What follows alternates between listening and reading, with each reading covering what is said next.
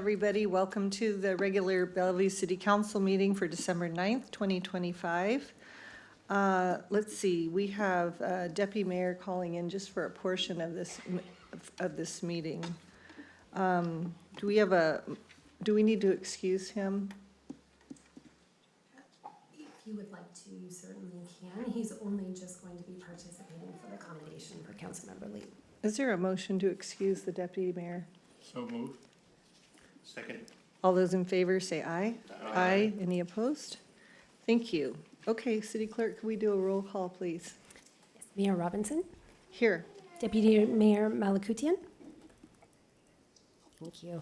Councilmember Bargava. Here. Councilmember Hamilton. Here. Councilmember Lee. Here. Councilmember Neuenhouse. Here. And Councilmember Suma Dewaria. Here.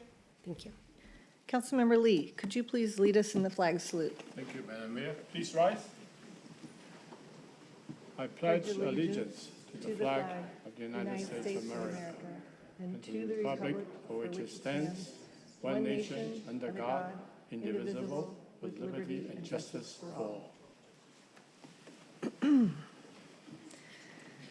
So this is a special occasion tonight. This is Councilmember Lee's last meeting with us, and we have a commendation to read to you, and I wanted to share it with the entire council. So we're all going to take turns reading it to you, okay? We'll start with the Deputy Mayor. Whereas Councilmember Conrad Lee has provided outstanding service to the city of Bellevue since his election to the City Council in 1994. In 1994, dedicating himself to advancing a safe, inclusive, innovative, and fiscally sound community, and whereas our longtime Bellevue resident, Councilmember Lee, brings a deep commitment to public service, informed by his engineering and business background, including a Bachelor of Science degree in engineering from the University of Michigan, an MBA from the University of Washington, and professional experience in both the aerospace and small business sectors. And whereas prior to and during his tenure on the council, Councilmember Lee has held leadership roles, including Mayor of Bellevue from 2012 through 2013 and Deputy Mayor, through which he guided city governance during times of growth, times of challenge, helping shape Bellevue's evolution into a regional hub for innovation and opportunity.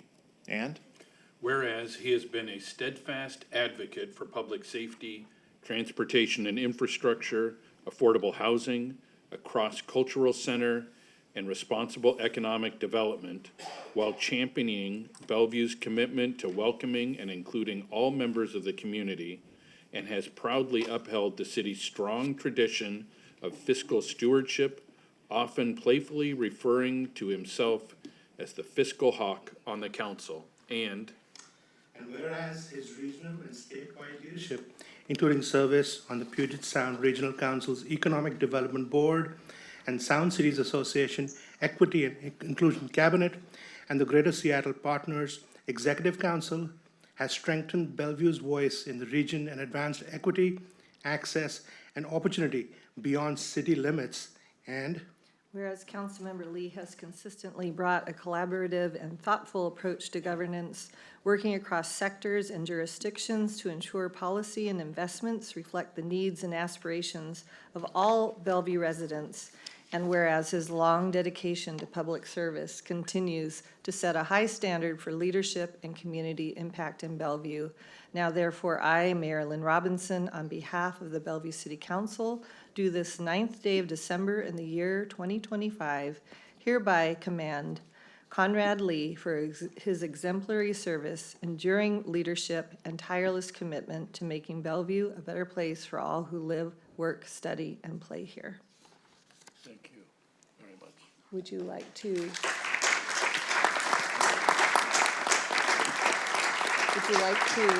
get a picture, listen to the council, and then speak?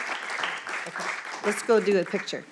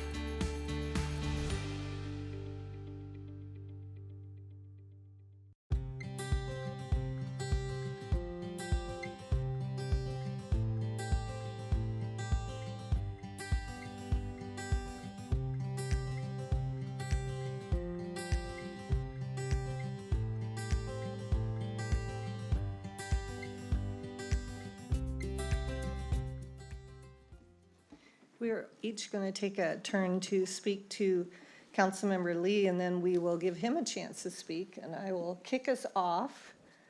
You are a legend in this city.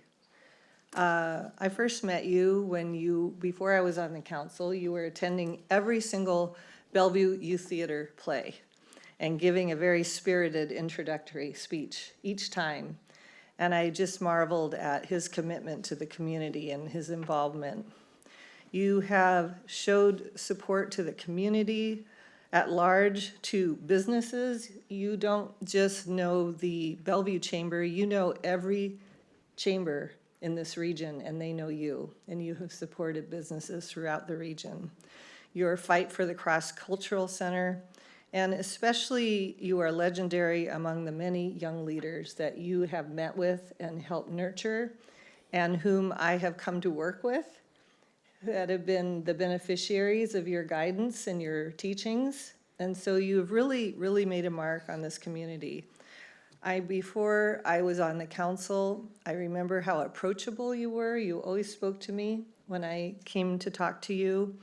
You're a good listener. I remember at my first candidate forum, somebody complained to me and I shut down and you said, no, you have to listen.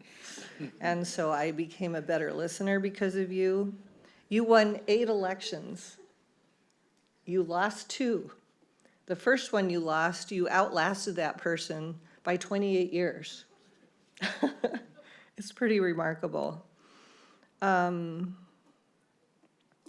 You have an unwavering commitment to the city, and we are sad to lose you. The worst part about it for me is that now I'm the oldest and the longest-serving council member. I don't think I can do that job justice. So thank you for your service. We really do appreciate you. Thank you. Thank you very much. I'll start with Councilmember Bhargava. Sure. Thank you, Mayor. The first thing I want to say on behalf of the whole council, I think, and for the whole room who's here, Conrad, thank you so much for what you have done for our city. You are, as Mayor said, a legend. You are someone who will be etched into Bellevue's history as someone who contributed so much, who made so many things happen, inspired so many people. Amongst them is myself. Partnered, thought partnership, but also provided guidance, also provided a way to think about things that are forward-looking, think about things that are durable, think about things that matter to people in Bellevue and how to put that first, how to not stay away from an agenda. So there are many things about you that are inspiring, and I want to just say thank you for what you have done. You are a remarkable leader that we will remember for a long, long time. On a personal front, similar to not as long ago as for our mayor, but just a few months ago when I was thinking about running for council, I remember we had multiple coffee chats, long conversations in Factoria. And each of those conversations, I left feeling inspired that this is a great job to do. I felt that there's going to be great partnership and support and mentorship as well. So thank you for those conversations. It helped me sort of do what I tried to do, and I appreciate that. Having spent just less than a year on the council, I know how hard this job is and how much it takes. Not a single issue comes to council that is straightforward or easy. There are always at least 2, if not more, sides to the issue, and each of them has a compelling reason to be right. And so having done that for a year and already feeling the pressure of that, I just want to be, in awe of someone who does that for 32 years. So thank you. Thank you. Thank you. Councilmember Hamilton. Great, thank you, Mayor. When it comes to talking about Councilmember Lee, the devil is in the details. So a couple of them for me. After 32 years of service on council, a lot of folks say that they know you, Councilmember Lee. And in the few years that I've gotten to know you, I have found you to be a staunch advocate for the city's interests. You regularly remind all of us of the importance of ensuring that the understanding of the community's needs and preferences is central to everything we do. Councilmember Lee, you've been a strong believer in community service and have encouraged and supported young folks to find their own unique path on a lifetime of community service. You've encouraged us to always be sure that the city maintains a stable financial position, understanding that we can do more for the folks we serve if we have a strong base to build on. And you've had years of advocacy for the Cross-Cultural Center. You've been a cornerstone of that effort and of what will become a valued community space. So well done, Councilmember Lee. I look forward to working with you as you find new ways to continue to serve the Bellevue community.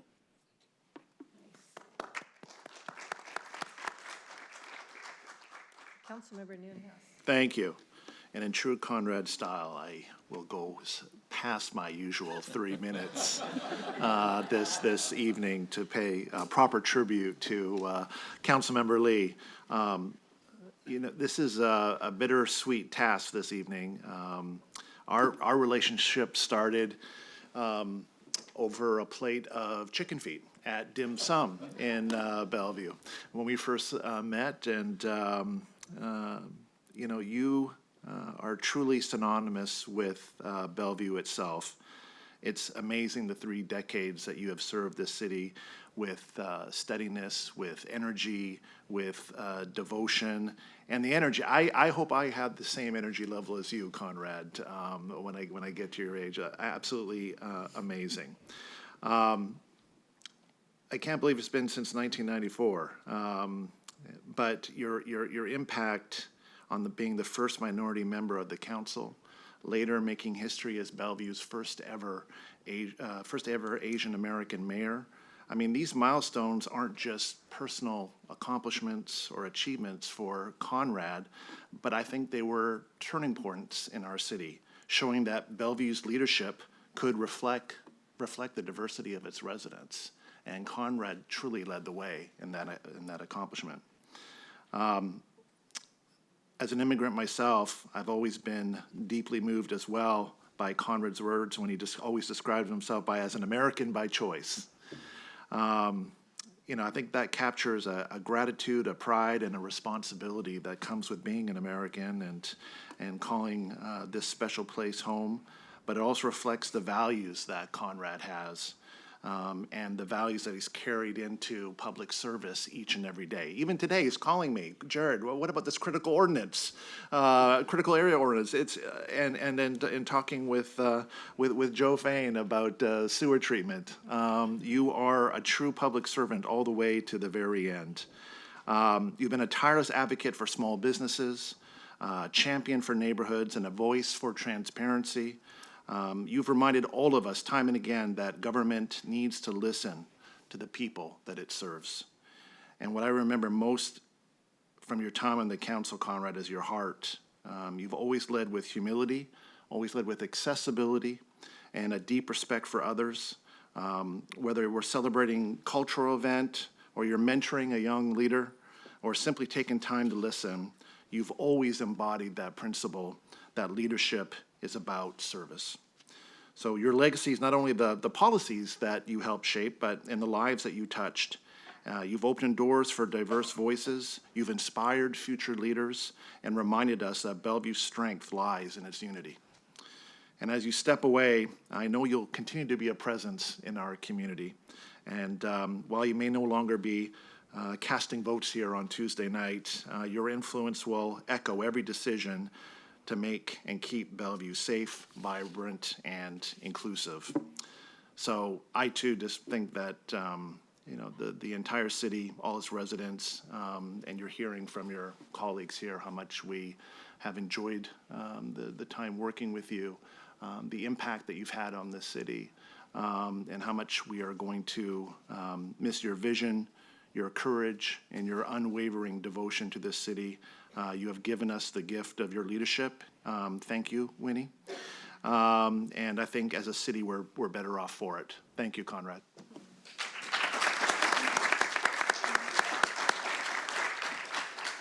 Councilmember, pardon? I'm so sorry for the interruption. Yeah. Apologies, Councilmember Sumidore. Deputy Mayor needs to leave, and he was wondering if he could go next. Of course you can. Go ahead, Deputy Mayor. there. I am in New York, and even cannot be on the camera. Conrad, if I were there, I would give you the biggest hug that you deserve. This is a big moment. 32 years. 32 years of the people of Bellevue saying, yes, we want him back. You can't buy that kind of trust. That only happens when someone like you, Conrad, shows up, listens, and serves with their whole heart, year after year, for 32 years. When I joined the council, I made it a point to check in with you often. I wanted to learn from someone who had seen everything, the growth, the challenges, the wins, and the hard nights. And Conrad, you always had time for me. You shared openly, honestly, and with your deep belief that good leadership is something we pass forward. What I have always seen in you is steadiness. You show up, stay true to your principle, and keep Bellevue and its people at the center of every decision. You brought engineering, business sense, and a very human compassion to everything you touched. You were the first Asian American on this council. You opened a door that someone like me could walk through decades later. Whether you call it that or not, that is part of your legacy, and I am grateful for it. Conrad, you have been here longer than some of our buildings, longer than most of our traffic projects, and longer than I have understood our zoning code. But what I have always appreciated is that you never stopped caring. You never stopped asking the right questions. You never stopped fighting for this community. And just so you know, I am still going to call you, my friend. 32 years of wisdom doesn't retire tonight, not if you don't change your number. Con-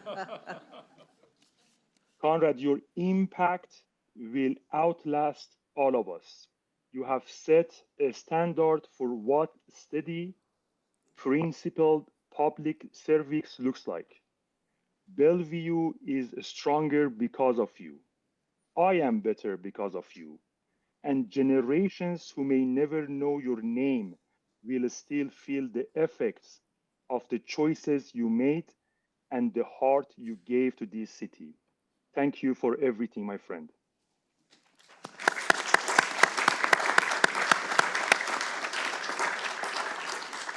Councilmember Sumaduria. As you know, I'm one of the most emotional council members, so I think one piece is not enough. But, so Conrad, I think when I came to this country about 30 years ago, I was a 12-year-old girl, and I didn't know if I belonged here. And I saw you on the council, someone who looked like me, and I knew this is home. Because you bring the hope for me to feel belong and knowing we can call Bellevue home. And that is something I couldn't find at the moment and anywhere else. As a 12-year-old girl trying to navigate life, a whole new country all on my own, when I see you at events and when I see your name, I knew it's gonna be okay. And I'm not gonna be alone. As you know, in Chinese, home is jia. And jia, there's a roof on the top. It means we are protecting our relationships together as a city, and that's how we build together. So I'm so grateful for you to show me this is home, and then placing our relationship and the community relationship ahead of us. And now I can raise my 3 children here in this place we call Jia. Thank you. And thank you. Something else I want to thank you is, as you know, that I am learning every day about new things from our colleagues and from you. And in Chinese culture, we call 师傅. So that is teacher for life. So that's not a teacher we just learn from college, but it's a teacher for the rest of our life. And we always gonna look up to you and learn from you. And we work hard to make sure that we extend your legacy, not just in Bellevue, but but to the world, because you deserve that. Thank you, and congratulations. Please enjoy the retirement. We are so proud of you, and I'm so honored to serve with you. Thank you.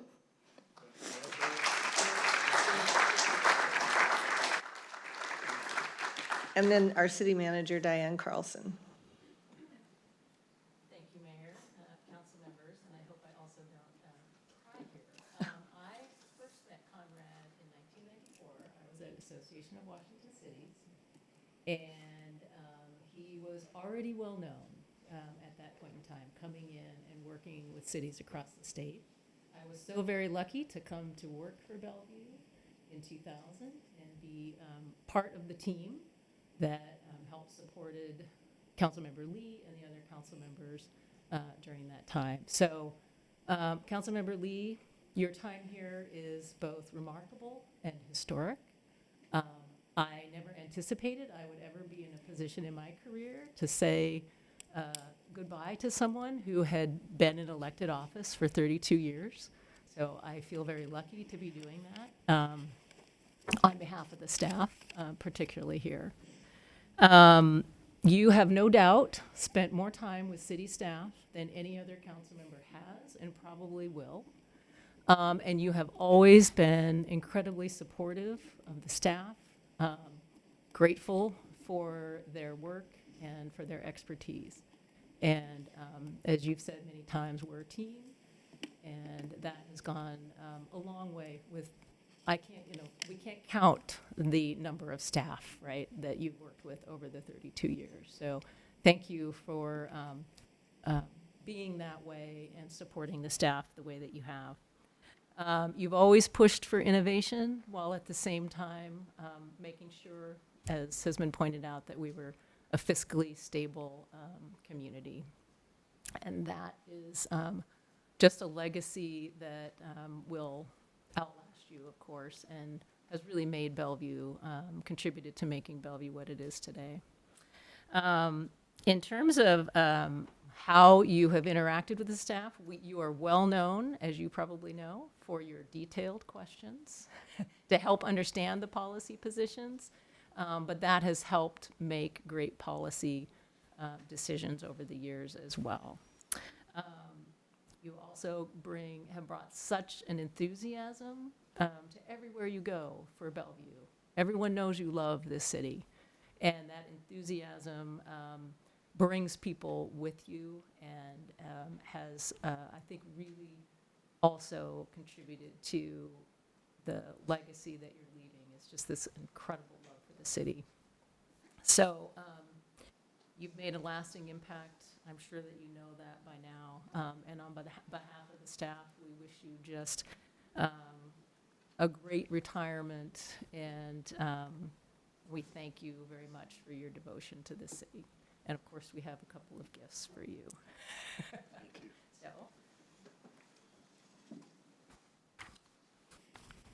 So, we've got the traditional glassy baby and your personalized street sign, of course. All right.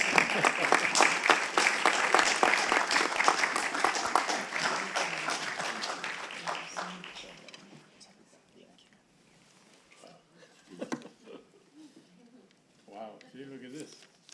Wow, okay, thank you.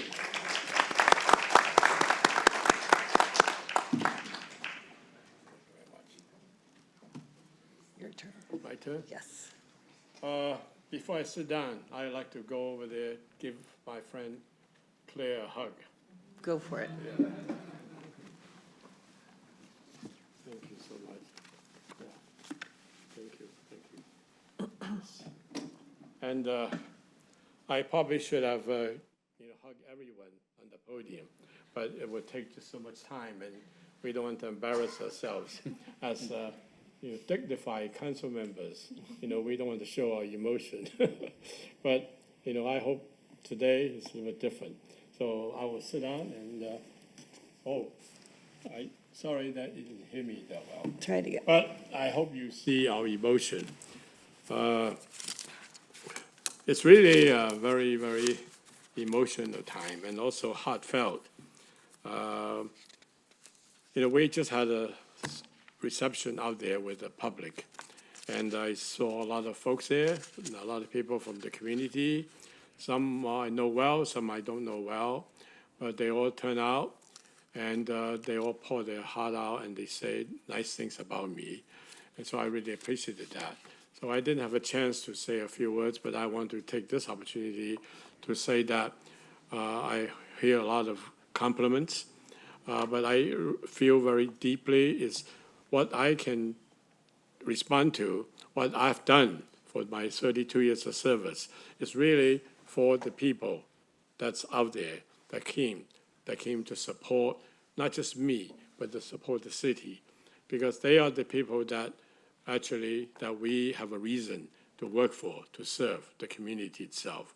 So I want to thank everyone who was out there, and those of you who decided to stay, also to hear the recommendation the council provides, because I think the council represents the people, and they are the most influential people.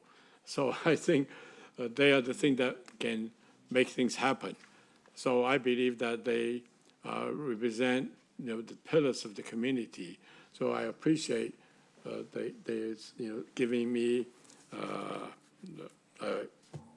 sort of recognition of what I've done in the last 30 years.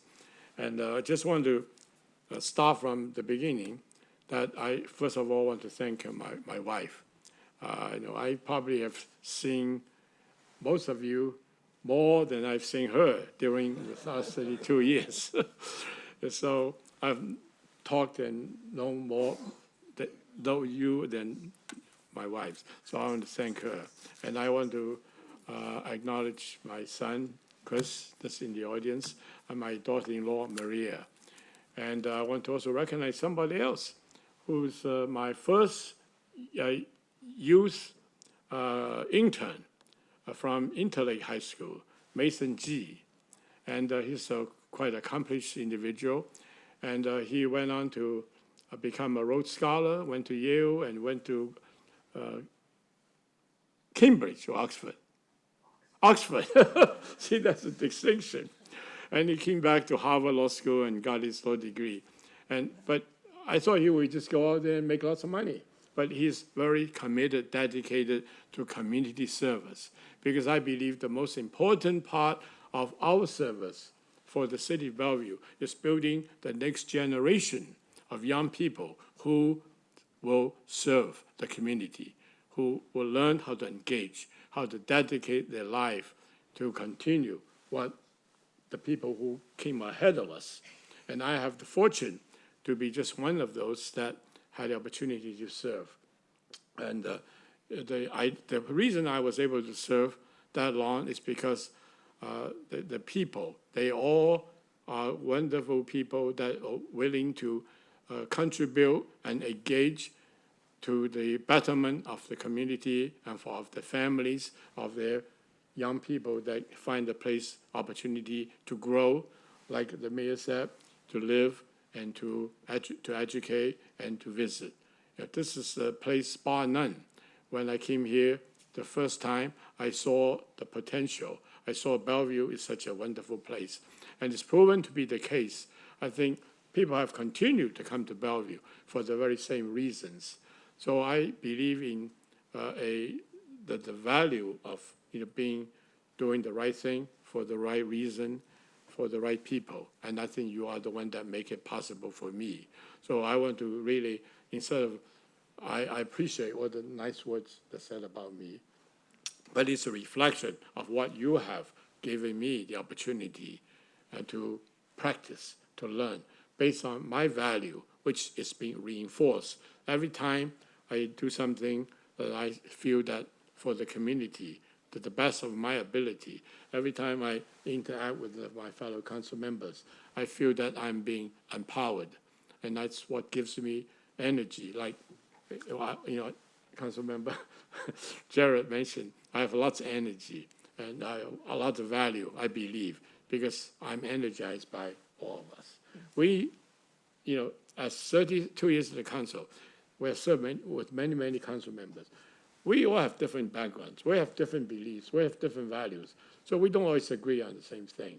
But we always work together, we always get along, because we all believe in what's best for the people.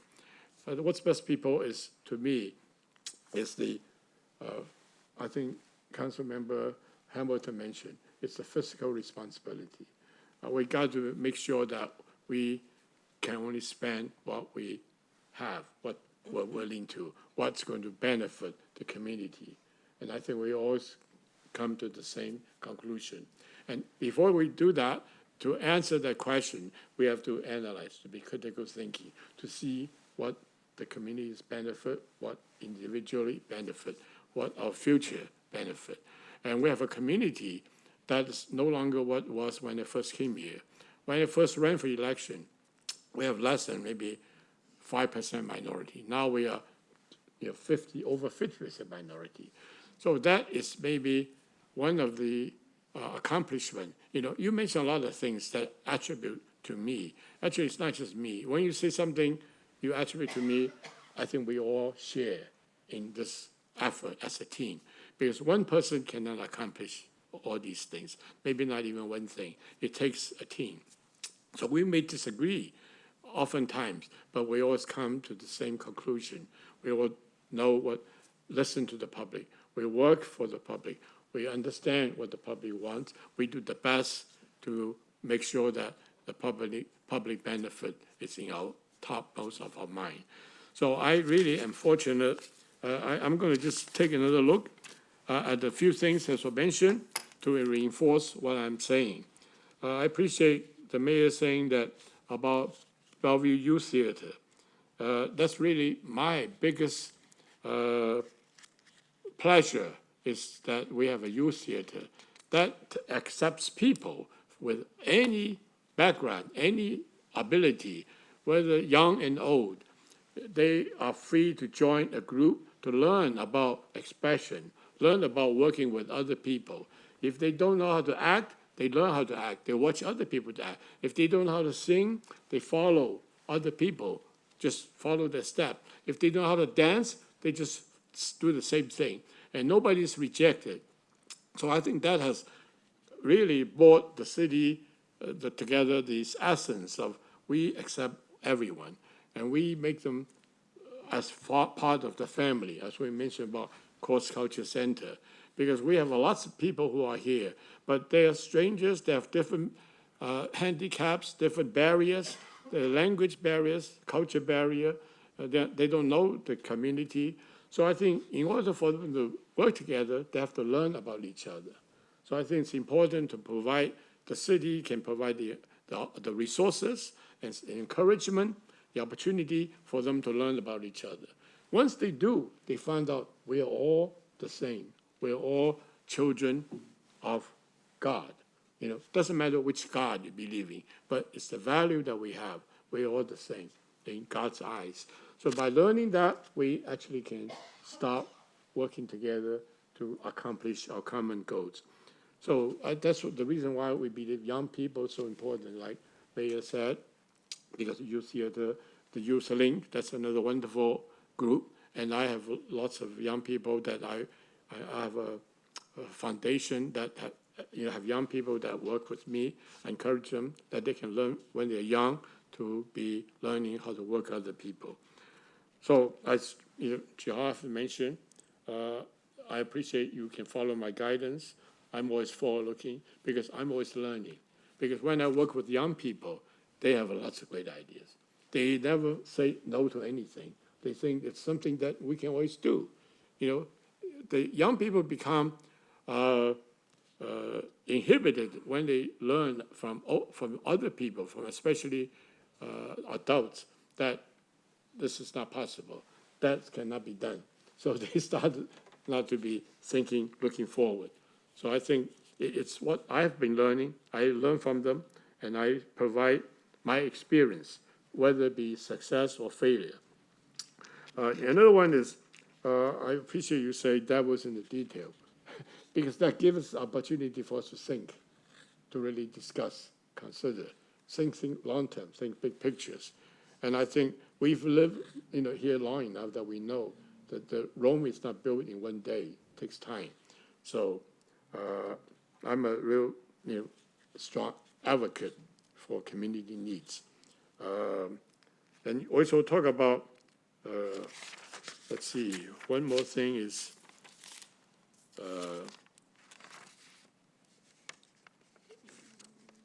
yeah, American by choice, absolutely. Because we all, the whole country is a country of immigrants. We all immigrants come from somewhere, but we all got together. We all have one goal, to build this country to be free for all, choice for everyone. So I think that really is a good perspective. Don't forget where we come from. Don't forget our values. Don't forget what we can do to help others to achieve the goal that we have. Like Claire mentioned, we want to make this place our home, right? Home means a shelter on top of our head. Home means that we belong here. And I think by looking at how far we've come, we didn't have any city council member, any public official in Bellevue. That's not, it's a minority. So I think by looking at the makeup, I think this is just amazing that we've accomplished a lot. And the audience, the people who are participating. So I also believe, because of that, we need to make special help to offer to the minorities, for the people who do not understand how to access government. So we need to lend them our hands and be able to listen to them and be able to serve them. So because of all this I'm looking at, I'm also, because I've spent a lot of time with young people, I think that I'm continuing to learn about new things, and they give me energy as well. I got to keep up with them. So that's why I'm encouraging you guys to keep up with me as well.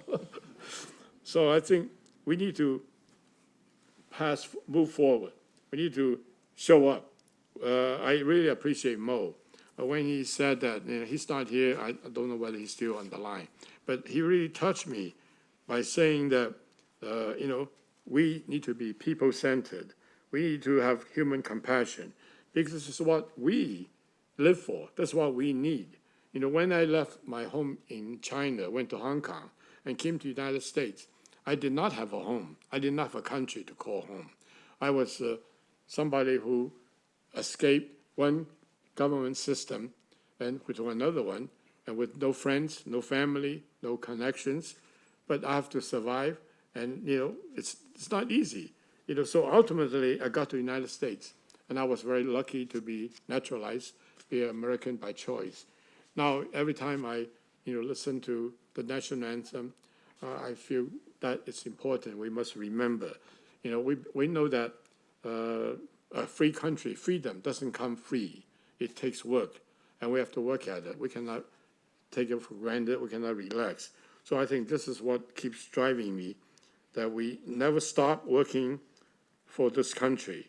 And we have the principle to make sure that we look at this place as home. And we need to teach what we know to other people. As one of the minority, I've been very much involved with a lot of cultures, including Indian American group. When you mention teacher, 师傅 in Chinese, in Indian it's guru, right? Guru Vandana, teaching and be the teacher, and the light versus darkness. So I think these are the principles that we live by, and they don't change. They don't change just because of expediency, because it's going to help me today, maybe I won't need it tomorrow. So I think there needs to be that big picture consistency, so I appreciate the staff mostly. We haven't talked too much about staff. Thank you, Diane, that you remember. We, as council members, we have so many issues to take care of, and we are just part-time, don't forget. Most of us, have second jobs. The deputy mayor is not here because he's in New York. He's got a full-time job somewhere. Most of you do. But we can only do what that we can do. And Bellevue has proven that we've done a lot of right things. So I just want to finish it up, because look at Bellevue in the 30 years I've been on the council. Before I was on the council, in the last 58 years living in Bellevue, Bellevue has changed so much Bellevue has come so long, for such a long way. I used to work for Boeing. I live in Bellevue, I work in Renton, I work in Everett. Today, if I drive to Renton, drive to Everett, they look the same as they were 50 years ago. They still have the same Chinese restaurant, the same tavern, the same movie theater. But look at Bellevue. Bellevue has grown. It doesn't mean it's just grown, period, but it's grown in a very graceful way, very gracious, graceful way. We've grown with diversity. We've grown with acceptance. We've grown with understanding. We've grown very well. That's why people continue to want to come here. So I think to do that, it takes a lot of good work by the staff. The staff is very, very dedicated. They're very competent. They're probably, especially, I want to mention our public safety people, our police department, our firefighters. They're just amazing. I mean, they are dedicated. The job is risky. I mean, they put their life on the line, and they work their butt off. Somebody out there during reception, I think Joe Fane mentioned from Chamber, what's what he said? I'm not a gonna say shit that loves shit. We can skip that. Yeah, they can skip that. But that's what they have to put up with, and they do. They do it willingly, and they work as a team. They look as a family, especially firefighters. They live together for a couple of days, cooking, working. They have to respond anytime there's an emergency. If you have heart attack, you want to do it in Bellevue because they get there in less than 5 minutes. So they save a lot of lives. And police department officers, they put their life on the line. So all these things are people who are willing to work. And then on down the line through every department that we have, they do the best they can. So I hope that because of all that, I'm very blessed, I'm very lucky. Sorry it took so long. I hope this is the one of every 32 years, the mayor will allow me to speak more than 3 minutes. Thank you. So, thank you so much. So, I think I'm done. And I want to thank you. And I just want to make one statement. I will still be a very community-oriented, engaged resident of the city of Bellevue. So you'll still hear from me, but you don't have to feel threatened that I have the power and authority to do bad things to you. I would be there to work with you as part of the community. Hopefully, I will provide some of my insight, perspective to the council and work with you in the future. So I give you most of my best wish, and I thank you all for being here today, and I will continue to be serving the community. Thank you very much. Thank you.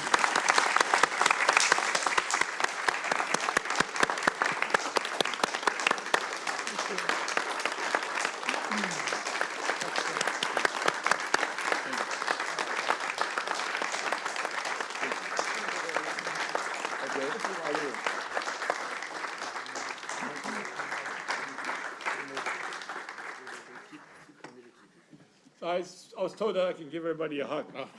But I'm not going to go down there and give you guys a hug, everyone. Thank you, thank you, thank you, thank you very much. Thanks. Thanks, Jerry. We can do double hug. Here you go. Oh, so no. I feel like we should all get two. Yeah, exactly. Where's my second?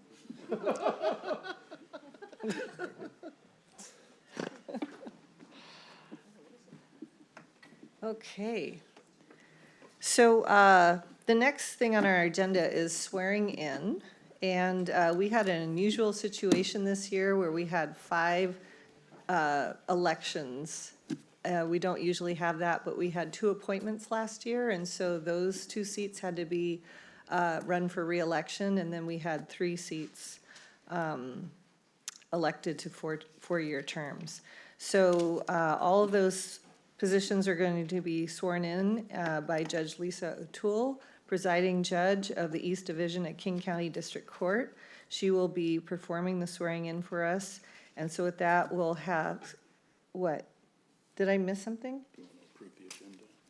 Do I do that first? No. Nope. Okay, so with that, I'll ask the two re-elected council members, myself and Councilmember Nieuwenhuis, as well as our two council members elected to unexpired terms, Councilmember Bargava and Suma Deweria, to step off the dais for the swearing in. And I also want to invite up to the front Councilmember-elect Noreen Breyer, who will be sworn in this evening as well, be joining us on the dais beginning in January. So here we go. Yeah, we'll hold down the fort. Okay, I'll hold you to that.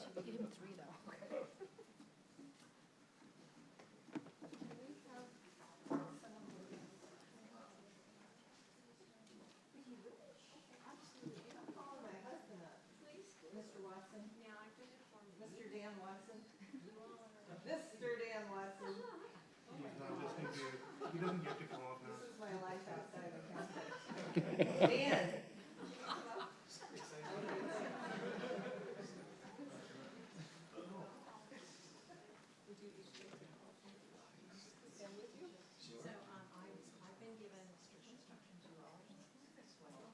I'm to stand over here. So I'm going to have you all line up over there, if you would.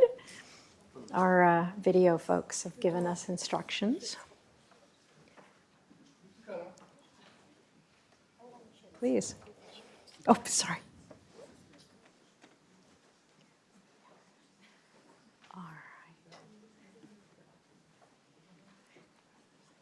Is this what you need? Yeah? Okay. Oh, lovely. Please. Okay.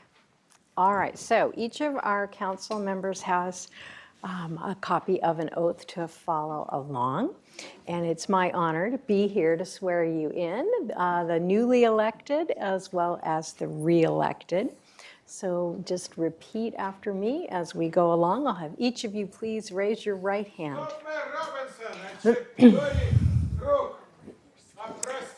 We'll wait a moment here. Yes, we will.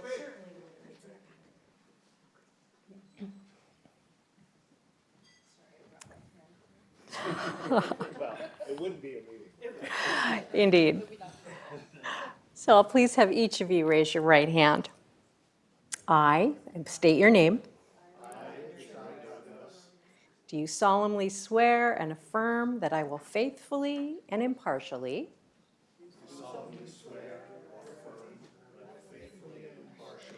discharge the duties of this office as prescribed by law and to the best of my ability,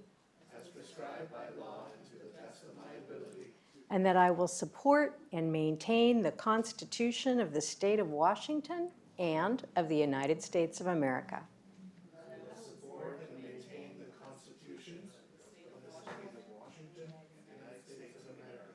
Thank you, and congratulations to each of you.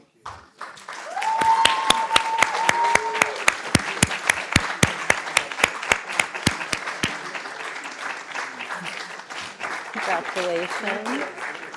Congratulations, certainly. Congratulations, you're very welcome. Congratulations, oh, certainly. And we'll have some documents to sign here as well. All right, so I need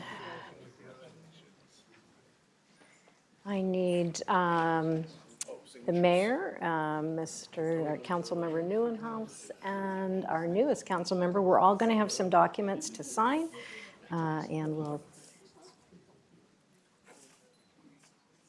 have 3 copies each.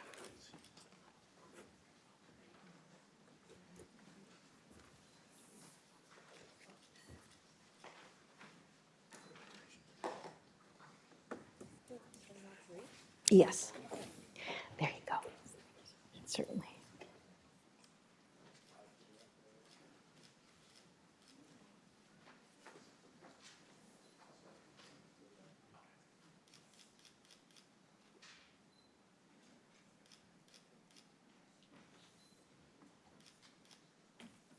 Perfect. Thank you. Thank you. Congratulations.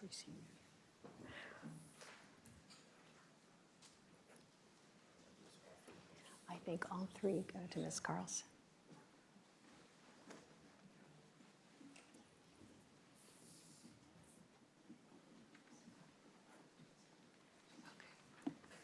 Oh, I think we do. I think they want photos, Kim. I think they usually do, yes.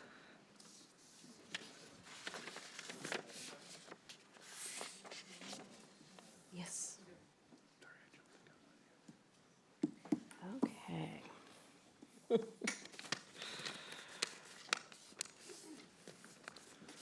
Now, if you wouldn't mind stepping back down for a group photo.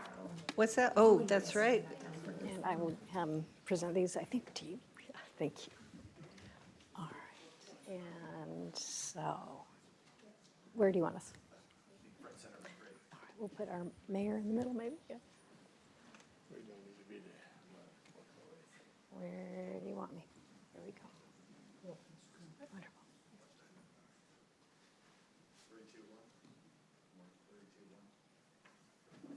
Thank you.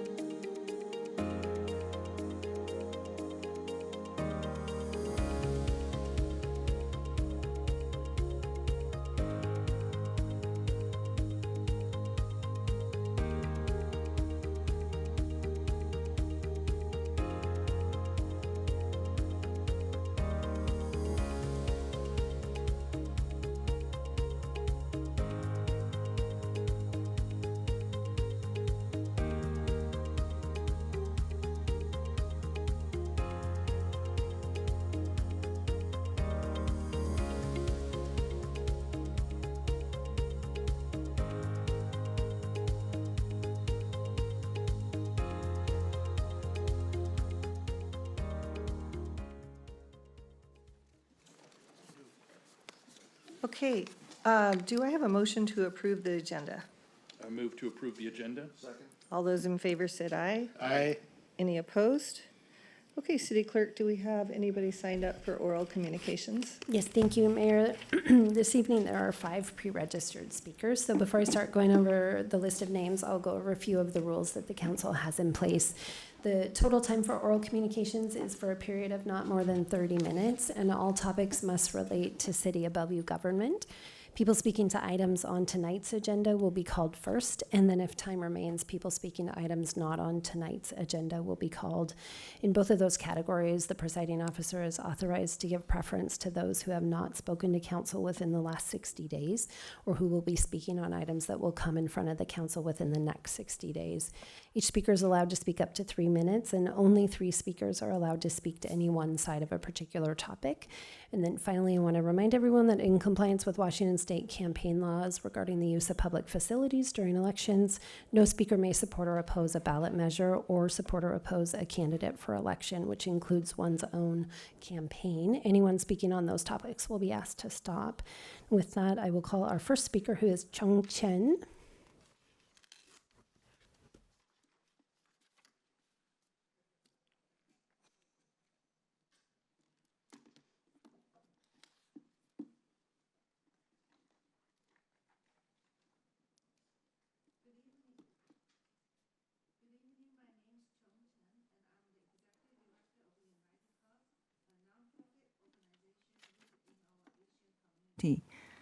Tonight, I want to express our deep appreciation to Councilmember Conrad Lee for his remarkable 32 years of service to Bellevue.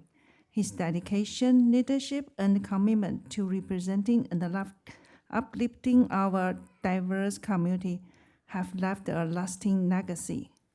Conrad Member Lee, on behalf of United Hub and the community we serve, it's my honor to present you a community appreciation plaque as a small token of our gratitude for your decades of public service.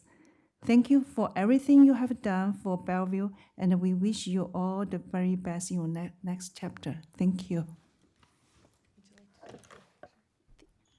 Yeah, go for it.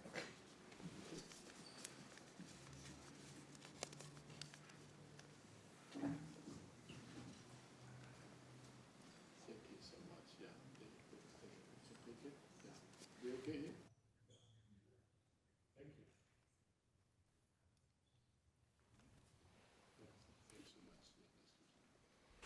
Thank you. Our next speaker on the list is Mason G.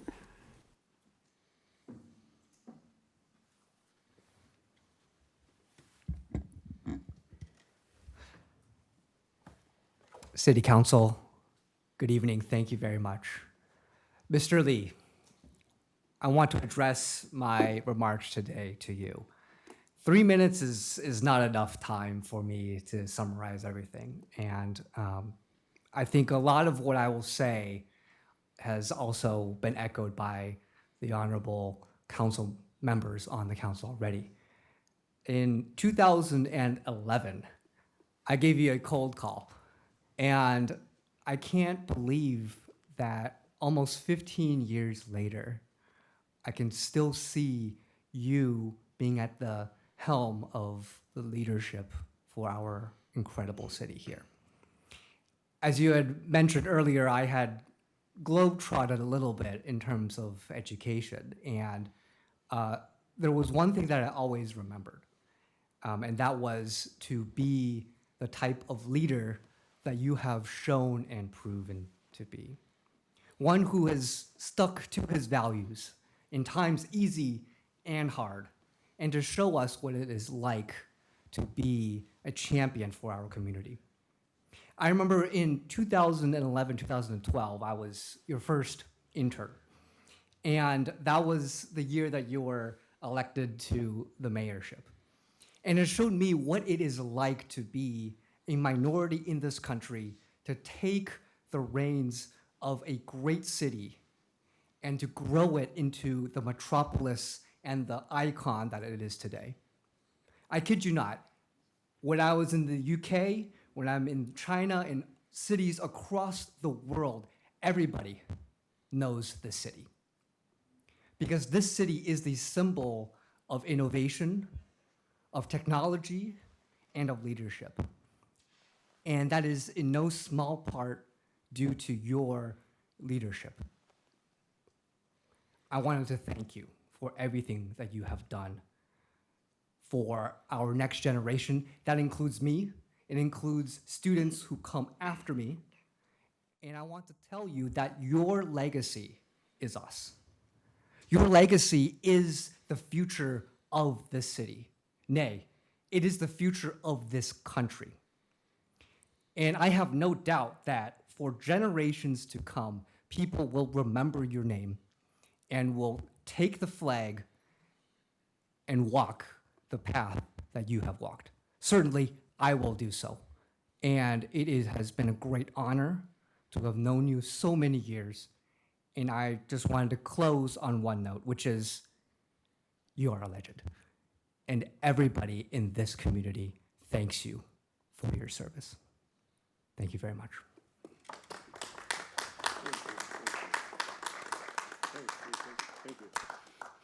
Thank you. The next speaker on our list is Matt Felton. Looks like Mr. Felton is joining us online. Mr. Felton, can you hear me? Can you hear me? Yes, we can. Your time begins now. Great. Mayor, council members, thank you for your time this evening, and apologies for not being able to be there in the room. My name is Matt Felton. I am the owner of Gateway One. It's a 111,000 square foot suburban office building located at Southeast 8th and 112th. We have 28 tenants, and knock wood, we are at just about full occupancy, unusual for an office building in these times. This is a testament to the success of the Bellevue community and the importance of this desirable location. I'm here in support tonight of the Pavement to Places Amendment, which supports a balance of TOD housing and ecological function. Recently, Trammell Crow approached me to purchase part of my parking lot directly adjacent to the new light rail station to build 300 plus new homes, including 60 plus affordable housing units. I'm ready to sell the land. This is precisely the kind of transit-oriented housing Bellevue says it wants to encourage. The obstacle is that I have a full office building. And my major condition of sale is that Trammell must replace the parking stalls they displace as I need them for my office tenants. We paid $34.5 million for this property, and it is not getting torn down for residential development. We have way too much invested, and the building houses professional services related businesses that are important to Bellevue's success, and the rent they pay for office space substantiates the large investment we made in purchasing the property. The only way we can sell this land for the residential housing is to replace the parking. The logical way to replace the parking is to reconfigure the surface parking lot, which contains several landscaped islands that decades ago were labeled as wetlands. Under current regs, these isolated islands are wetlands which effectively block us from replacing parking and blocks the development. That outcome doesn't serve Bellevue's housing needs. It doesn't weaken environmental protection either. Instead, it allows Bellevue to distinguish between true functioning critical areas, which absolutely should be preserved, and artificial built environmental islands in the middle of asphalt. The Pavement to Places Amendment fixes all of this. There's an additional obstacle here. I have a loan on the property. Mr. Felton? Yeah. I'm sorry, your time has expired. I'd encourage you to email the rest of your comments to the council. Oh, no. Our next speaker on the list is Mark Hoyt.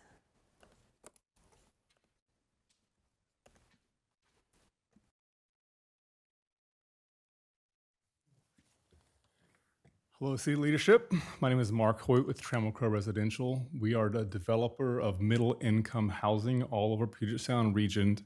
You just heard Mr. Felton speak about the complications that we're trying to navigate for our proposed critical area code amendment, which is termed Pavement to Places. It was great seeing a lot of you last night at the chamber event. I particularly enjoyed Mayor Robinson's commentary that Bellevue is an open for business and business-friendly environment. I was very inspired by the commentary from the council about the word home. That's what we do.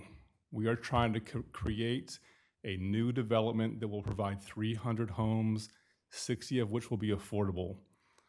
I have been working in this region for 20 years, primarily focused on middle-income housing developments. For my entire career, the leadership of this region has done a tremendous disservice to the public by undersupplying housing. The reason for this is two primary reasons. Public opposition, NIMBY groups, neighborhoods that fight development. I've been involved for months and months on this project. There's no public opposition. There is zero public opposition to what we're trying to accomplish here. The other reason these housing developments don't occur is what I call the bureaucratic web of complications. This is no individual's fault. The city staff has an important job. The city staff is very talented. They are set up in the same bureaucratic complications that we all are stuck in. They're doing their job and they're very talented at it. The only way to cut through the bureaucratic web of complications is for the city leadership to provide leadership. The choice is yours, council. Do nothing, and this property will remain a parking lot for decades to come. If you decide to take decisive action and direct staff to create a path to adopt a code amendment and allow us to work with city staff to advance our application, 5 years from now, we can deliver 300 new homes, new residents that can move here. They can call Bellevue their home. We appreciate your support, and we ask for a call to action. Time is of the essence. We do not have a lot of time. Mr. Felton was cut off, but he has a complicated loan situation. The timing cannot go on forever. We appreciate your support. Thank you. Thank you. The final speaker on our pre-registered list is Tim Hay.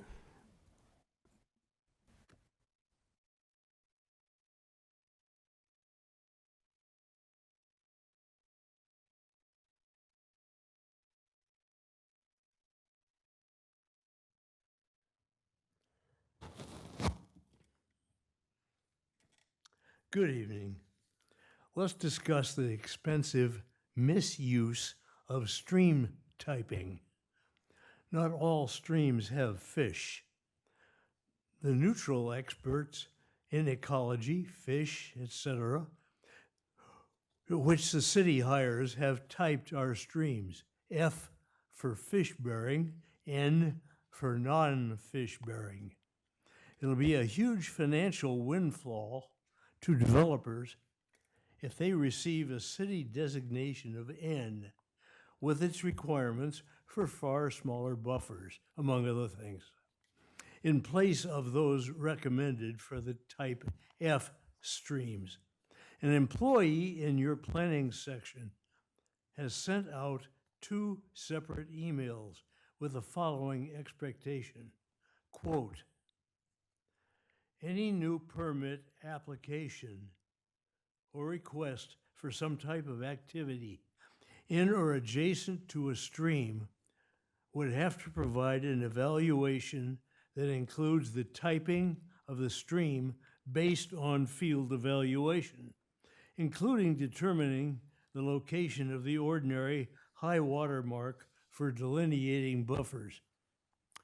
Well, the staff has created a framework in which the developer has a clear conflict of interest. The fish expert would be chosen by and paid by, guess who? The developer. I was one for 26 years.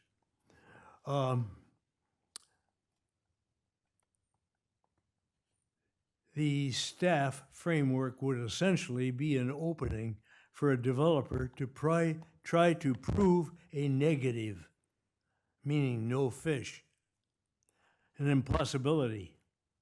The developer's interest is to find no fish. What is in play is the city's unquestioned acceptance of the possible submission of an attempt to prove a negative, all with the city's perhaps illegal encouragement to perform a fraudulent act. We have state experts, and we are ignoring our own experts in favor of the developers' experts. Why would we do this? Thank you. Thank you. That is the end of our pre-registered list. So at this point, I would ask if there is anyone else joining us this evening who would like to make a comment, please raise your hand. That goes for those online as well. And I see your hand. Please come forward. Yep.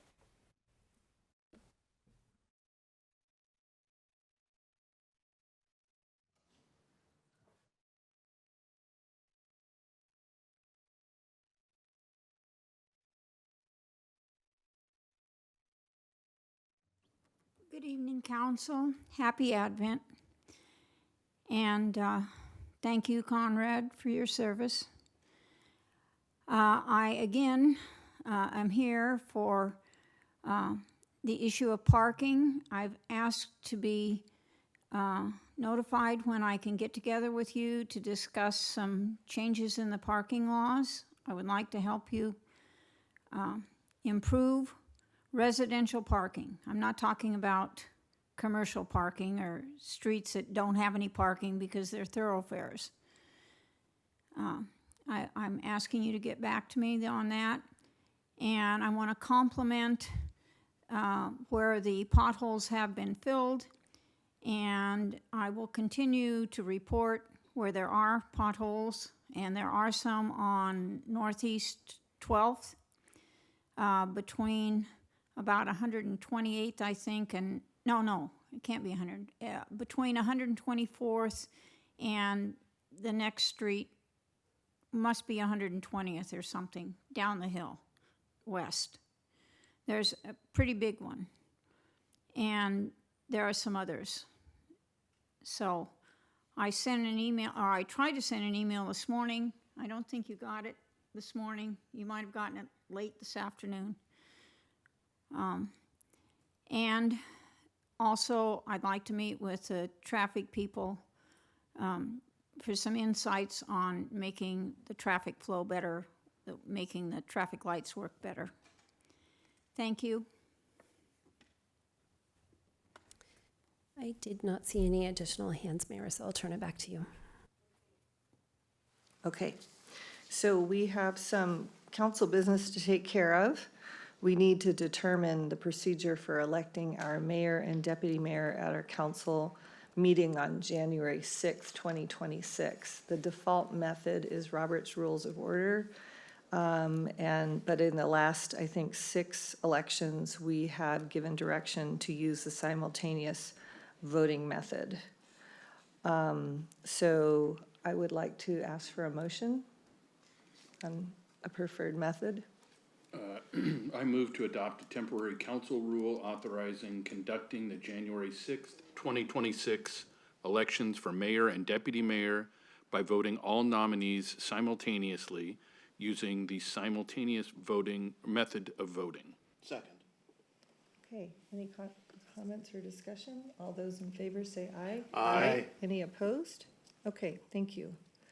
The next is we need to select a temporary chair. This is my last meeting as mayor, and I will not be mayor after this by choice or by default.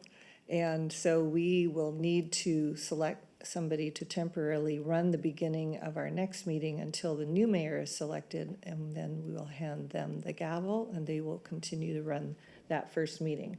So this is a motion to select the temporary chair. Is there a motion? I move to nominate Mayor Robinson to be the temporary chair for the January 6th, 2026 council meeting. Second. Okay, all those in favor say aye. Aye. Aye. Any opposed?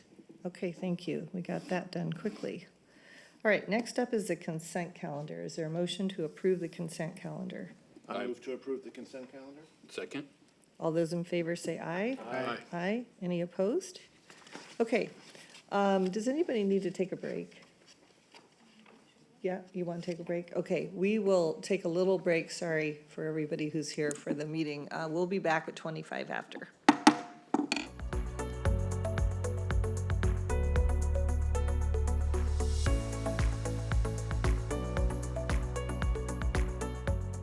We're back in session.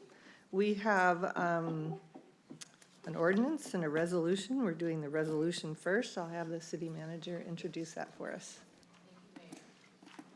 Yes, our first item is staff is bringing back to you revisions to the Diversity Advantage Plan 2035. That's our strategic framework to guide policies and practices related to diversity, equity, and inclusion.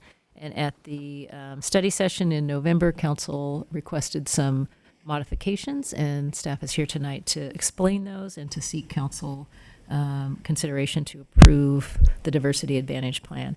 So we have Sarah Boyle, our DEI and Community Outreach Administrator, and Joe Todd, our Deputy City Manager, to present this evening.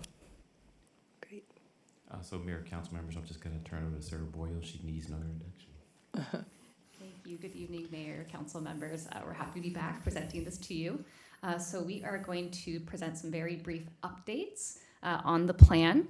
And tonight we are hoping that the council will consider adopting resolution number 10568, which would be the adoption of the Diversity Advantage Plan 2035. As a reminder, we were here 2 weeks ago at the November 25th council meeting, which we presented the Diversity Advantage Plan 2035 to council. At that meeting, we had some really good conversation, and in addition to expressing some hopes and desires about implementation of this plan, council also directed staff to do some amendments to DAP 2035. In that time, staff have taken those recommendations to heart, and we have amended 3 parts of the plan following that direction. So the first edit you will see is about equity objective 6.1, which is regarding access to human services. You also will see an amendment to equity objective 2.1, which added nonprofits as an important focus group as part of our economic development objectives. And then also amendments to section 7.3, which clarified language pertaining to the city's cross-cultural center project. With these amendments, we hope that this plan will meet the needs of the council, and we would love to hear your thoughts on moving to adopt this resolution. Thank you. Thank you. I looked at the amendments that you made, and it felt like it really reflected what we talked about at the last meeting. So I want to thank you for doing the work of that and integrating that into the program. I have no problem moving this forward, and I want to thank you for all the excellent work that you've done.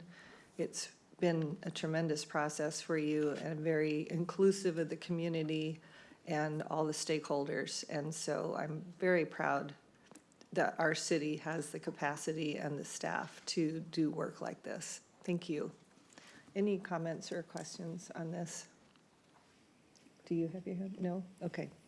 All right, is there a motion? Could I ask a question, just a clarification? Yes. So that we hear it, I want the public to hear it as well. You mentioned about clarifying some languages about Cross Culture Center.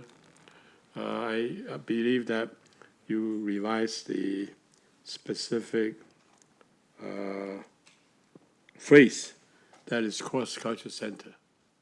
Okay, not without war, Cross Culture Center. Do you want them to read it to you so Could you you can hear please? it? Yeah, I like to have the public here. Thank you. Yes, so in section, it was 2.7, I believe we had, 7.3, excuse me. We had some, a title that was referring to some community engagement that was called the Cross-Cultural Center Without Walls. We've amended that title to be just the Cross-Cultural Center Community Workshops. Cross Culture Center Community Workshops. Okay, Okay. thank you. All those in favor, did we do a motion? No. Could I have a motion, please? I move to adopt Resolution 10568, adopting the Diversity Advantage Plan 2035. Second. All those in favor say aye. Aye. Any opposed? Great, congratulations. Thank you so much, Council. Thank you. Okay, next up, we have an ordinance, and I'll ask the city manager again to introduce this, please. Thank you, Mayor and council members.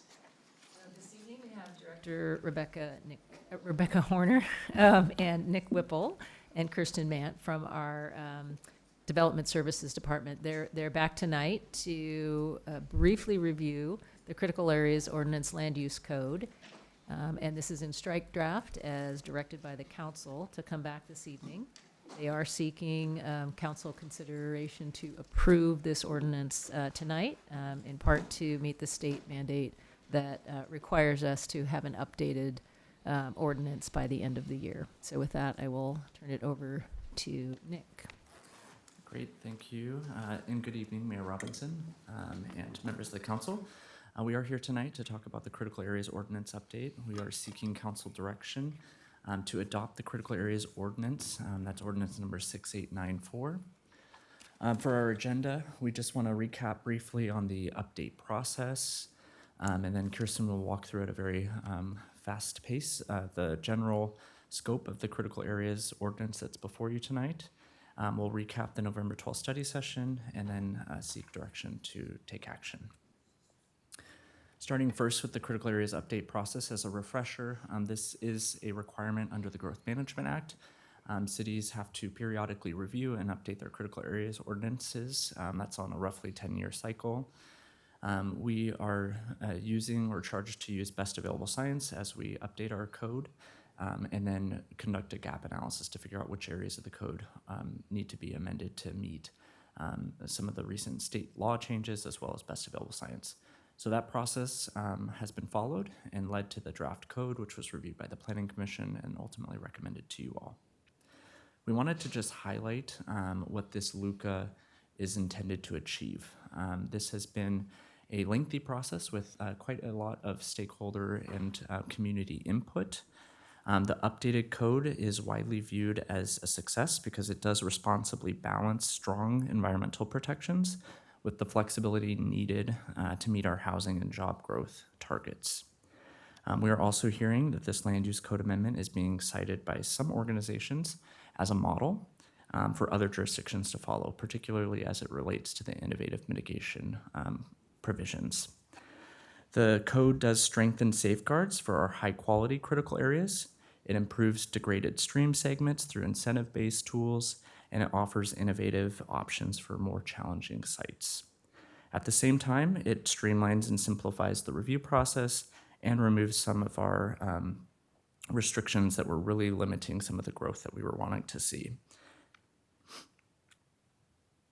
So now Kirsten's going to walk through some of the specifics that the code is wanting to achieve here. Great, thanks, Nick. So some of this will be kind of a rehash of what we discussed before, but wanted again to kind of go through an overview of what is in the draft for the meeting purposes. Really the first thing we looked at were where we can find some easy wins for development flexibility within the code outside of the actual critical areas regulations themselves.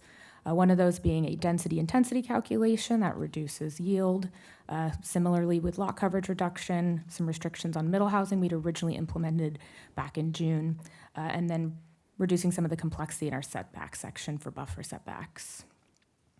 For streams and wetlands, as Nick mentioned, we did increase some stream buffers for high quality intact segments, but then also created a number of different flexible pathways for reducing buffers for improving streams. I did want to note as well as there was a comment regarding stream typing. That process does have a pretty vigorous review component. Oftentimes our staff will utilize our third-party reviewer to make sure that the documents provided by the development community in their application materials meet the standards required. So it is a pretty involved process. For wetlands, we aligned our habitat scores with state standards, added some mitigation, timing and ratio language, and then added a pathway for a potential fill of Cat 4 small wetlands, consistent with ecology guidance.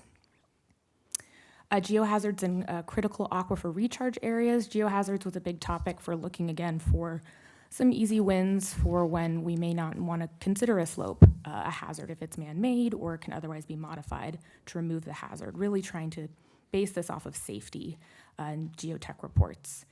Critical aquifer recharge areas, we didn't have a specific section on this yet. We do have some wellhead protection areas, so needed just some small code to address that. Primarily just looking to make sure we're not getting bad stuff into our groundwater. And then for the additional development tools, this is where we were really looking at those creative solutions, particularly for streams in our already degraded industrial areas such as Bellevue and Wilburton, including the innovative mitigation project tool that Nick mentioned. At the November 12th study session, we heard just general support of the Planning Commission recommendation. There was some robust discussion around a potential code amendment for developing over Category 3 wetlands in limited situations. But ultimately, at the close of that session, the direction we heard was to bring back the ordinance as recommended by Planning Commission for final action.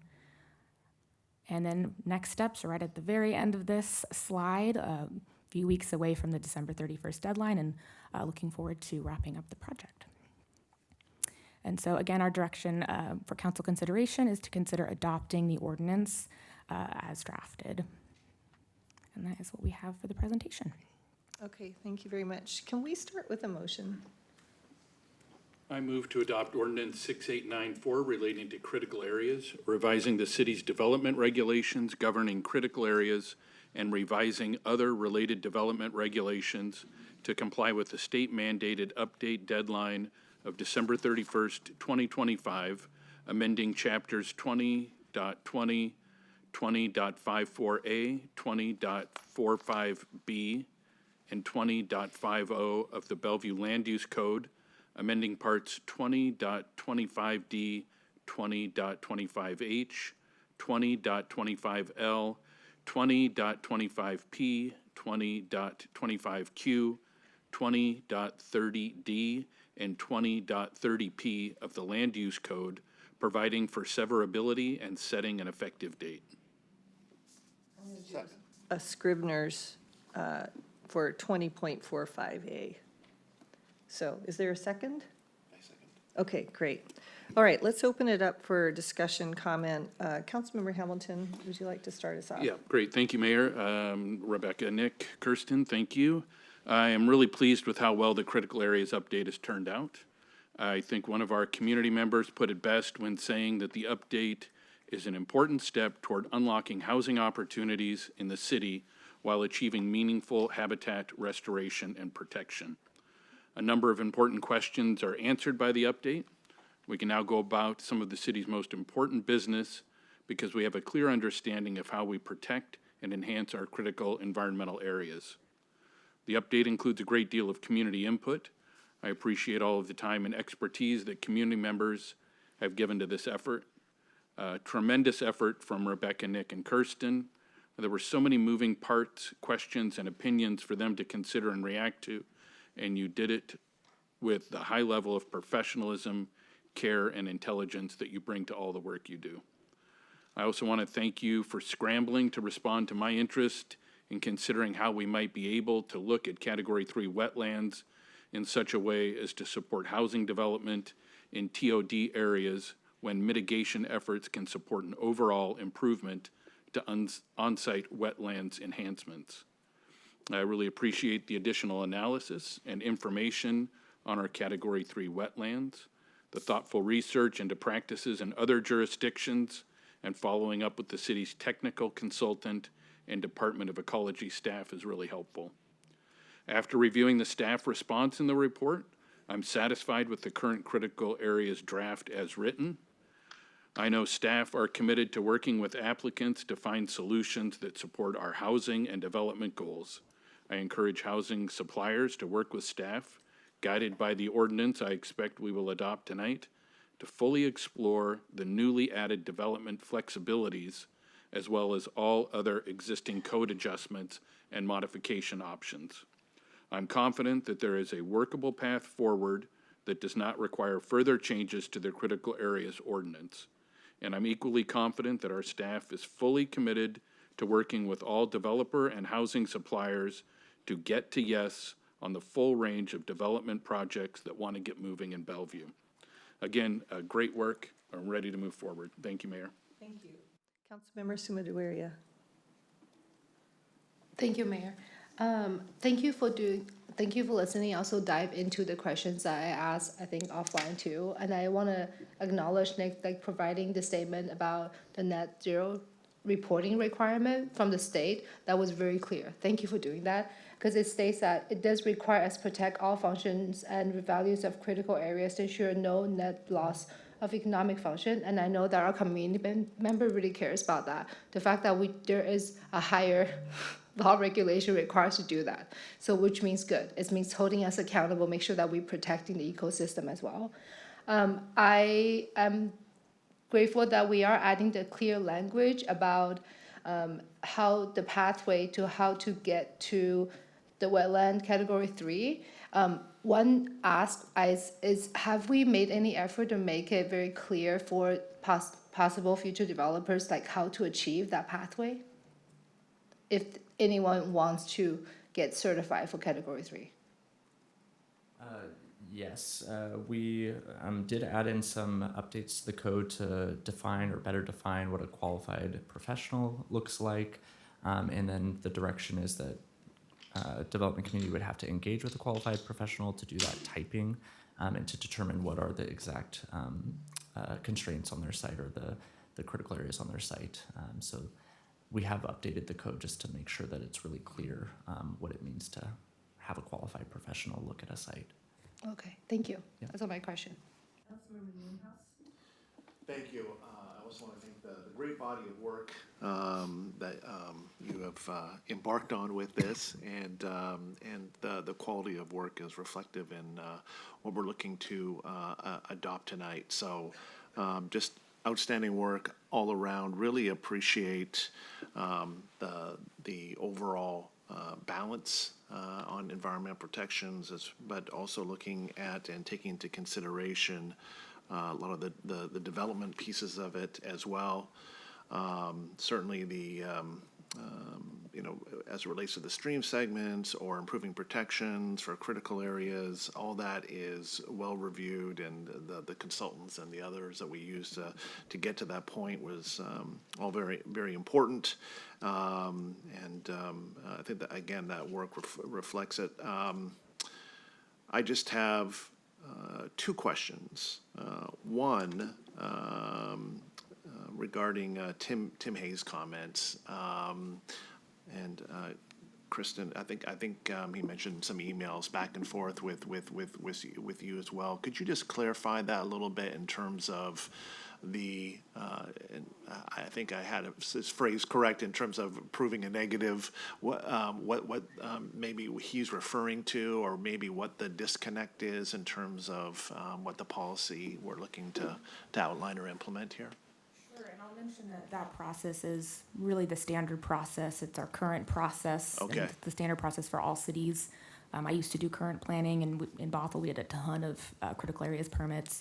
Essentially, the applicant really bears the burden of proof in a permit review application to bring those materials, which includes a qualified professional, in this case, one for typology of streams, to bring an evaluation of that stream, type the stream, show where the ordinary high watermark is mapped, and then staff will review that, typically with a third-party reviewer. Oftentimes, that will be kind of the city's expert to make sure that what's in that document is accepted.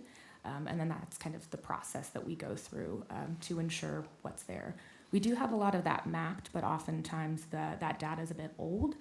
So it's there as kind of a guide, and we generally tend to know where a lot of the fish-bearing streams are versus our type N streams. But again, that has to come through the application process as well to verify that. That makes perfect sense. Thank you. And I'm glad to hear that that's no different than a lot of other ways it's being done. But thank you, Kirsten, for clarifying that. And hopefully he's listening if he's not here with us here anymore. The other question is in regards to Trammell Crow, as we heard during oral communications, and their desire, as well as the city's collective desire to create more housing and affordable housing. If we pass what we're passing here tonight, where does that leave and I believe there's an ongoing conversation happening still with them in order to create this housing, the 300 units, and then maybe even more importantly, the 65 affordable housing units. What would be their path to making that happen still? Or do we need to initiate an amendment tonight in order to continue that conversation to see this development come to fruition? Thank you, council members. Rebecca Horner with Development Services. We are committed, as mentioned earlier, to meeting the city's housing goals. The path forward after tonight would be, if they're interested in continuing to pursue the site, to look at alternative layouts that could achieve the density that they're looking for within the allowances of our codes. So we would continue to work with them to find solutions. And we did ask them, we met with them earlier today, to let us know if there were other height and area standards or densities that they could look at utilizing to help achieve their density without impacting the delineated wetlands. Okay. And did we, I believe last time this came before us, I mentioned a report about that wetlands. Have you had a chance to view that and to see if that change the argument or the environment, if you will, of what their ask was? You remember what I was referring to, correct? Okay. Yes.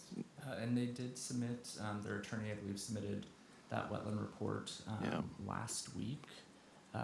I think it was about 160 pages, very detailed, and it's something that I'm not a professional in, and that's something we would rely heavily on our third party to engage with. Okay. We have not sent that out for third party review. Okay. But at least in that, the top line kind of review there was that it was a Category 3 wetland. I don't remember the rating, but it was a Category 3 wetland is what they were representing in the report. Okay. Nick, what would it take to digest, or I guess have a consultant or expert digest a 160-page report and then continue to work with Trammell Crow? Yeah, the third-party review process, it would require our third party to not only verify the documentation, but then do a field visit as well, and confirm the conditions are as they're stated in the report. So that does take time. It's also not something, I can't recall if they have a formal application still, or if they were just operating under a pre-application. So we'd also probably want them to get something registered with us so we can engage. Totally get that, but here's my concern. This sounds like it's a limited opportunity for us to create this housing. So I guess what I'm looking for is, without actually inserting an amendment, can we can staff commit to continue to do that work, do the study, do the field site, and continue to work with Tremor Crow to get to a point where we can create this housing that we so desperately need? And can we do that in a 6-month, 9-month period to keep this on track if possible? I'm not comfortable guaranteeing that at the end of this, they are going to get to create the housing that they propose. So how about we just ask that that process continue of working with them and everything else, and let it come to its own conclusion? Fair enough, Mayor. I just want to underscore the urgency, or else this opportunity goes away. I don't think there's any guarantee. It's just the urgency to come to some resolution or some agreement. We're committed to continue to work with them. Okay. Thank you. Councilmember Varga. Yeah, I think a lot of my points sort of have been covered in the conversation already. But I do want to say thank you for the great work done, to the whole team for also reacting so quickly to the requested changes and coming back with that. And also want to reiterate that it's really incumbent upon not just Tremor Crow as an example, but all housing providers, developers, to work closely with the city, and the city in return work closely with the development community to find the spirit of this ordinance is sort of, let's find innovative science-based solutions and not get stuck in sort of legacy rules and regulations. And so that spirit, I think we should sort of embody in this set of negotiations, and hopefully work with the teams to come across innovative solutions to maximize density, but also making sure that we're preserving what is critical ecologically for our city. So thank you for that. Many of the questions that I had or clarifications came through in Councilmember Newhouse questions, so thank you. Appreciate the work. Thank you. I'll go, and then I'll have Councilmember Lee go. I feel very similar to Councilmember Bargava that, I appreciate all the work you've done. I appreciate the answer to that question. Thank you for asking that, Councilmember Newhouse, for that request. And we have properties in Bellevue that are really located well. The location is excellent, but they have challenges because of the wetlands, and most of Bellevue used to be a swamp. So, we're a big wetland, some of which has been drained more than other areas. And so I like to think that we can get creative with how we work with these properties that require special treatment. And I'd like to think that we can incorporate the asset that water is, and that we don't just completely try to abate the water, that we work with it and find ways to do that in an ecologically sound way. So I'm looking forward to your continued conversations with the developers to see what we can do on those properties. Thank you. But I'm supportive of as proposed. Councilmember Lee. Thank you. Good work. Yeah. We all understand and we all support that housing is number one. The one thing that, we talk about environment, which is also very important, which is a critical area we're looking at. And if we have enough land for housing, I would say that the critical area may not be the top candidate, to compromise. I'm not sure what it does mean by compromise. You guys have the challenge. Devil is in the detail, as we mentioned. So that's why I want to ask the question similar to what Councilmember Newhouse has asked. If we need the space, the land for the housing for, let's go back one bit first. Talk about Mr. Hayes' comment. He said that we have to work with the developers to determine what defines critical area, depending on the fishes, whether they are not. I'm no expert in trying to make those conversations or decide what it is. So do we, the code that we are making, the ordinance we're proposing, can we handle, do we have ways to, I think the question was asked by Councilmember Newhouse. I think you answered it. We do go through consultants and various other things. I think that's a good process. Obviously, you are doing what you need to do. But I just want to be sure what's the risk? What's the ultimate assurance that we are making the right choices, that this, in fact, is not going to be, a critical area, or this will be a critical area, based on our, consultants or whoever would advise us to make that. That's number one question. I assume, so if you can answer me that first. Yeah, it would be kind of largely similar to my other response, which is it's just part of the review process. We have actually a specialized team in our land use department that just does environmental review.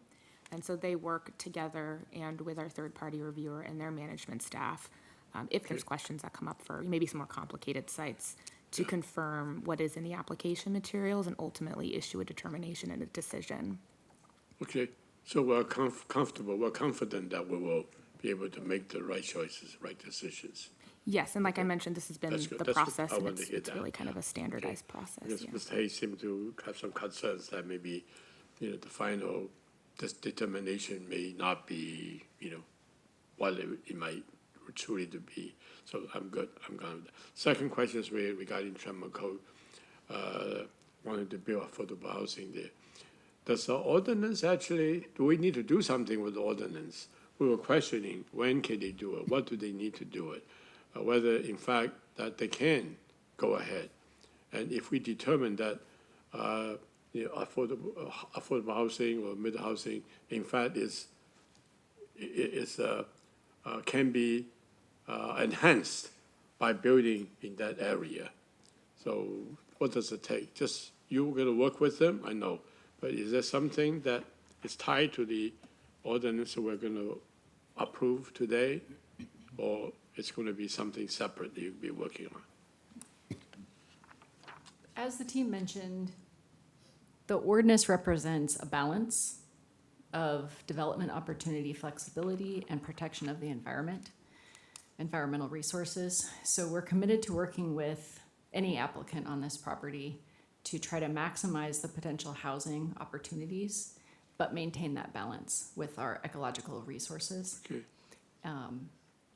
So that is what we intend to do, to try to help them utilize all of the flexibilities that are now built into the ordinance that we presume will be passed this evening. Okay. So there's a lot more flexibility built into this ordinance than there was previously, and that was intentional to allow easier development of housing to meet our housing goals. Okay, so this ordinance will help Yes. facilitate that.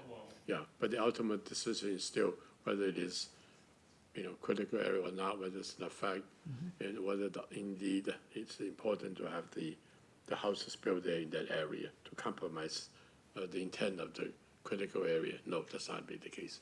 Okay, thank you. Good for the information. I'm happy. All right, thank you. We have a motion that has been seconded. All those in favor say aye. Aye. Aye. Any opposed? Okay, that passes. We have 2 written reports in our packet that I encourage you to read. And I would ask for a moment here. I've had the honor of being mayor here for 6 years. And I just want to thank the entire council for this privilege to serve you in this capacity. Councilmember Newhouse, I served with you for 4 years. You did a remarkably good job, and I enjoyed working with you, and I want to thank you for partnering with me on that. I want to thank our current deputy mayor for the work that he has done for 2 years. It's really been a pleasure to be in this role. I want to thank our city manager for working with me and all staff. It's definitely a team effort to work in this position, and I have felt the support. I felt your grace, your guidance, and courage that you've given me to do this, and I just want to thank you very much. And I wish you all a happy holiday, and we will see you in January. With that, we are adjourned.